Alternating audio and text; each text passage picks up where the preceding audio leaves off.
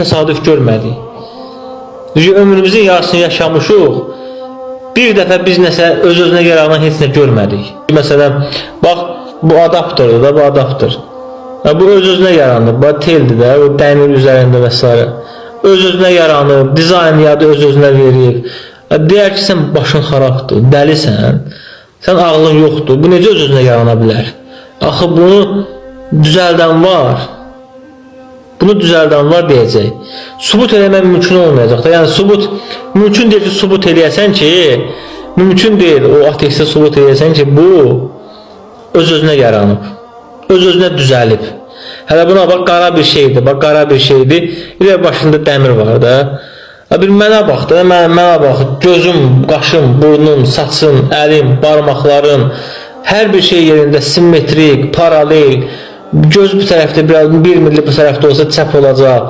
Nə bilim, qulaq burada olsaydı qəribə olardı. Təsadüf olanda olaraq təsadüf elədi də. Təsadüf gör nə olar da. Təsadüf gör necə pis gündə olar da, yəni. Necə pis görsənər təsadüf. Təsadüfən yaradılan bir şey. Necə pis olar, necə eybəcər görsənər. Bunu sən bir dənə bu şunulu, bir dənə bu şunulu da. Sən təsadüfən yarandığına inanmırsan.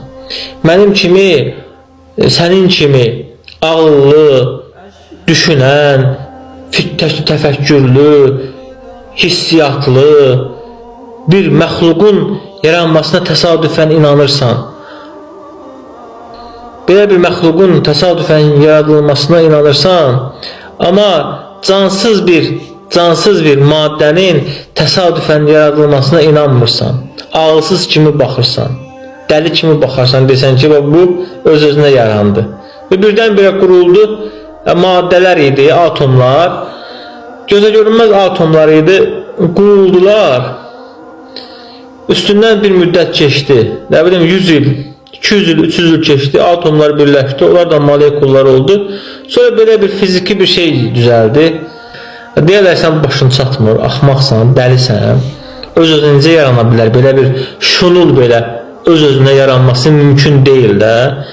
Amma ateistin başı gör nə qədər anlamır ki, özü kimi bir məxluq, insan, danışan, qabiliyyətli bir canlının öz-özünə yaranmasına inanır.